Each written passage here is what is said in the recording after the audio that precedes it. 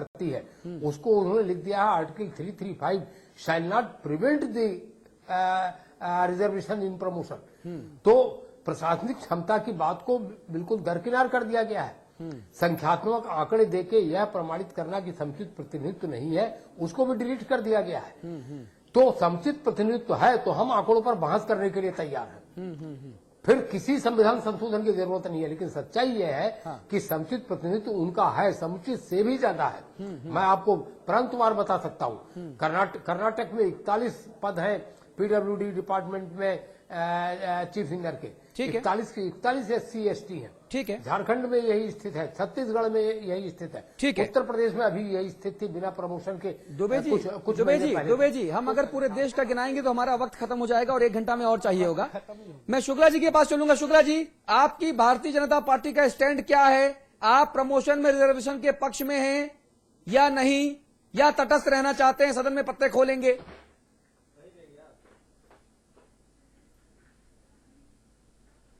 शुक्ला जी आवाज आ रही है मेरी? शुक्ला जी, चलिए आवाज कहीं गुम हो गई है जी। सवाल नाजुक है, ऐसे में आवाज गुम हो जाना शायद लाजमी है। अमिताभ संवाद की टिप्पणी। ये बहुत संवेदनशील विषय है, हाँ, इसलिए मैं इस पर बहुत संभल कर टिप्पणी करूंगा, हाँ, लेकिन अपने को न्याय के पक्ष में खड़ा करूंगा। एक बार आरक्षण इस देश के मानस ने स्वीकार कर लिया और उदारता से स्वीकार किया। कहीं दंगा फसाद हुआ क्या? जब यह व्यवस्था संविधान सभा ने स्वीकार की, यह व्यवस्था अकेले अंबेडकर जी ने स्वीकार नहीं की, यह भी तथ्य समझिए। संविधान सभा थी एक पूरी संविधान सभा जिसमें देश के उस समय के सर्वोत्तम मेधा वाले लोग शामिल थे। जवाहरलाल, अब्दुल कलाम, सरदार पटेल, तमाम लोग, जाकिर हुसैन, बड़े बड़े लोग, उन्होंने स्वीकार की, इस देश ने स्वीकार की। अब एक बार आप पटरी पर आ गए, अब आप भी गाड़ी दौड़ाइए और शैलेंद्र दुबे भी दौड़ाए। उसमें फिर भेदभाव ठीक नहीं, उससे घर घर में रिफ्ट होगी, गांव गांव में गोली चलेगी, समाज सैकड़ों साल के लिए विभाजित हो जाएगा।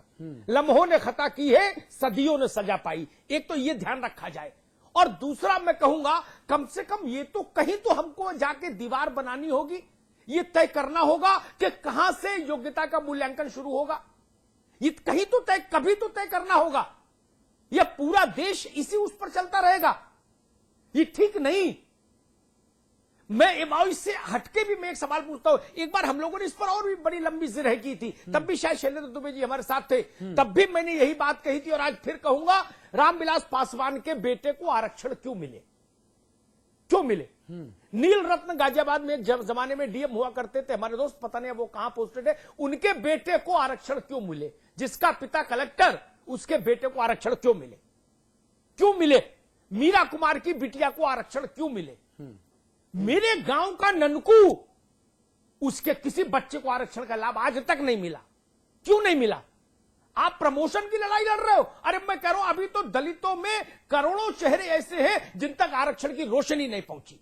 आरक्षण तो ऊपर वालों ने लूट लपेट लिया। ठीक बात। ये कैसे चलेगा समाज? ठीक बात है। सवर्ण और बैकवर्ड में विभेद कर रहे हैं आप।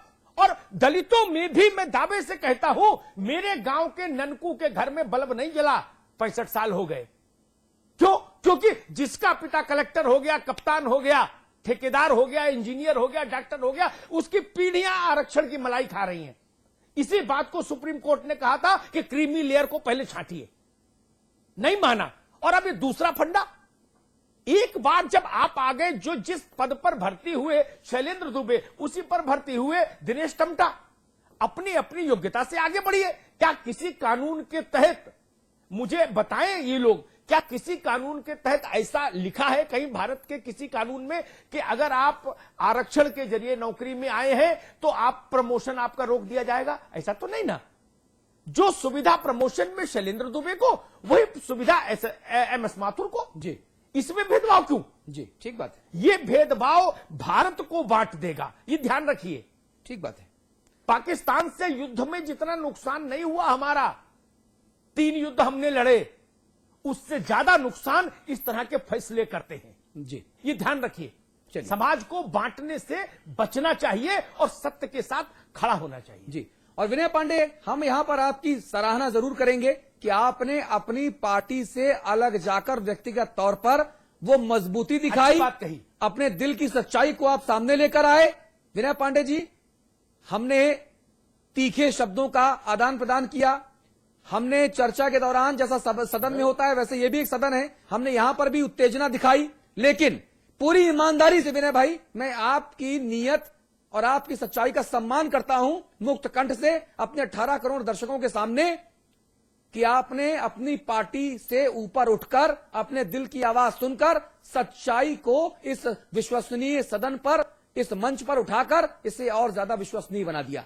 बहुत शुक्रिया आपका विनय पांडे जी, बहुत शुक्रिया माथुर साहब, बहुत शुक्रिया टंटा जी, देवेंद्र जी, शुक्ला जी, दुबे जी, अमिताभ जी, आप सभी का बहुत धन्यवाद और जनता जनार्दन आपका भी बहुत शुक्रिया।